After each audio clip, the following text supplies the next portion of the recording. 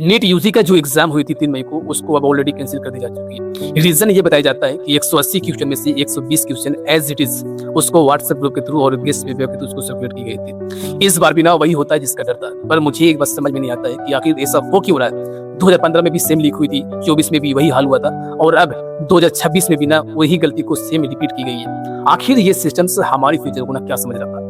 अगर ये सरकार 22 से 23 लाख बच्चों के पेपर को हैंडल नहीं कर पाता है तो 160 करोड़ जनता के क्या भला कर पाएगा। पिछले 7 सालों में 70 से ज्यादा कम्पिटिटिव एग्जाम की पेपर लीक हो चुकी है और हर लीक के बाद में एक ही स्टेटमेंट आता है कि इस बार दोषियों को ऊपर में कार्रवाई की जाएगी, इसको जल्दी जल्दी सजा मिल पाएगा। लेकिन 2024 में जो पेपर लीक हुई थी नीट का, उसमें सीबीआई की जांच हुई थी, लेकिन इन्वेस्टिगेशन के बाद में अभी तक किसी के ऊपर में कोई भी एक्शन नहीं ली गई है। तो इस बार भी क्या उम्मीद रखिए कि आप लोग एक्शन किए, आप लोग किसी को सजा दोगे।